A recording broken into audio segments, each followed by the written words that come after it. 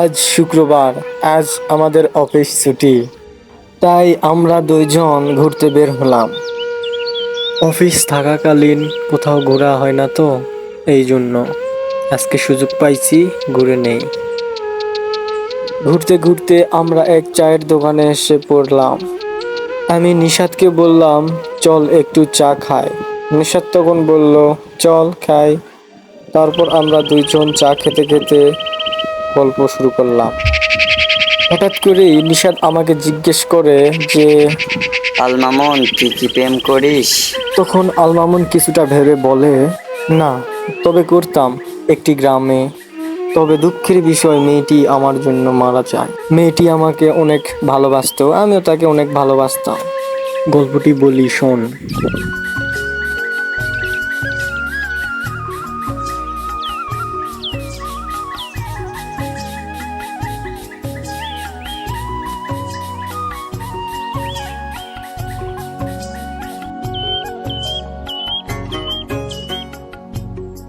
হঠাৎ একদিন সকালে চা খেতে খেতে মনে মনে ভাবলাম যে গোটা গ্রামটা একটু ঘুরে আসি। তো আমি ঘুরতে যাওয়ার জন্য রওনা হলাম।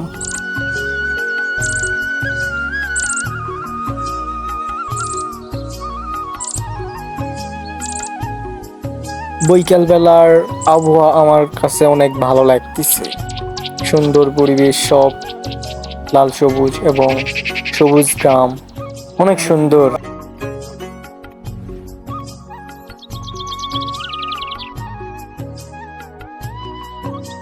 যেতে যেতে দেখলাম যে একটি সুন্দরী মেয়ে তার বাগান দিয়ে এগিয়ে যাচ্ছে।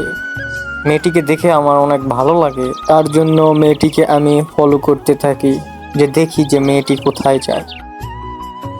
তারপর মেয়েটিকে ডেকে আমি ওর সঙ্গে দেখা করি। তো দেখা করার পর মেয়েটি আমাকে বলে, এই যে শুনুন, কয়েকদিন ধরে আপনাকে দেখছি আমার পিছু ধরেছেন, আপনার ব্যাপার কি? আপনি কি আমার সাথে রিলেশনে আসতে চান নাকি? বুঝতেছি না বিষয়টা। না মানে সেটা নয়, মানে না মানে কি না মানে কি বলছেন? কি বলবেন স্পষ্টভাবে বলেন। না মানে আমি আপনাকে খুব পছন্দ করি। যদি আপনি রাজি থাকেন তাহলে আমরা দুইজন এক হতে চাই। তারপর আমি বলার পরে মেয়েটি রাজি হয়ে যায়। কিছুদিন যেতেই আমি শহরে চলে আসি কাজের জন্য। তো তারপর আর গ্রামে যাওয়া হয় না। ঠিক 1 বছর পর আমি গ্রামে চলে আসি।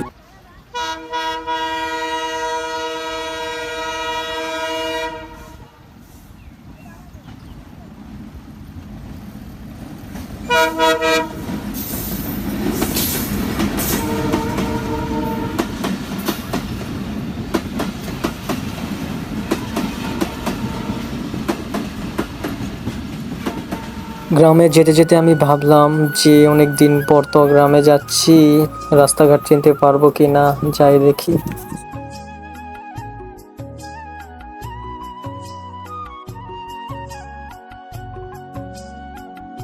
গ্রামে যেতে যেতে অনেক কিছুই ভাবলাম।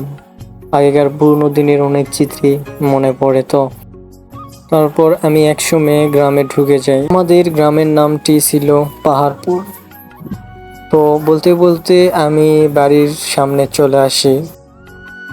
বাড়ি গিয়ে দুপুরের খাবার শেষ করে একটু শুয়ে পড়ি, কারণ অনেক দূর থেকে জার্নি করে আসি, তো ওই জন্য শুতেই ঘুম চোখটি লেগে গেল। ঘুম থেকে উঠে 1 কাপ চা খেতে খেতে ভাবলাম যে গ্রাম থেকে একটু ঘুরে আসা যাক, গ্রামের সৌন্দর্যটা একটু দেখে আসি।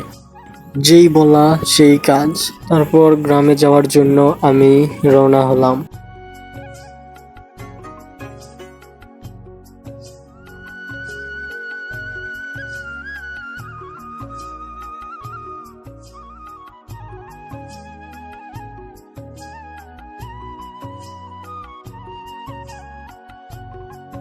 কিছু দূর যেতেই ভাবলাম ওই পুকুর পাড়ের দিক থেকে ঘুরে আসি।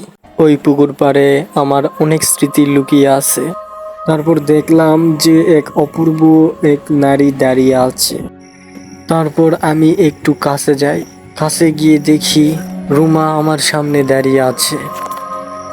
তারপর আমি কিছুক্ষণ ওর দিকে করুণ দৃষ্টি দিয়ে তাকিয়ে থাকার পর আমি ওকে জিজ্ঞেস করি, কি ব্যাপার, তুমি এখানে? সন্ধ্যাবেলা তুমি এখানে কি করো? রুমা হতাশ চোখে একটু পর বলে, কতদিন পর আমাদের দেখা, কেমন আছো তুমি? এতদিন কই ছিলা তুমি? হ্যাঁ আমি ভালো আছি, তুমি কেমন আছো? তোমার পরিবারের কি খবর? তারা সবাই ভালো আছে তো?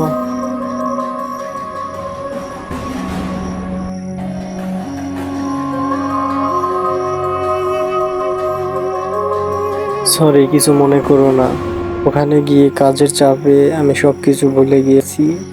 ওখানে গিয়ে আমি তোমার সঙ্গে অনেক কথা বলার চেষ্টা করছি, অনেক কন্ট্যাক্ট করার চেষ্টা করছি, বাট পাই নাই। তারপর আমি কিছু আওয়াজ শুনতে পাই। তারপর সেটি দেখতে গিয়ে তারপর এদিকে তাকিয়ে দেখি যে রুমা নেই, এক কালো ছায়ায় পাল্টে গিয়েছে। তো আমি এটা দেখে অনেক ভয় পেয়ে যাই, ওখান থেকে আমি অনেক দৌড়ে চলে আসি। তারপর ভয় পেয়ে আমি এক দৌড়ে বাড়িতে চলে আসি। আমি দৌড়াই আর ভাবি যে এ কি হলো, রুমা কোথায় গেল? রুমার জায়গায় ও ছায়ামূর্তি দাঁড়িয়ে আছে।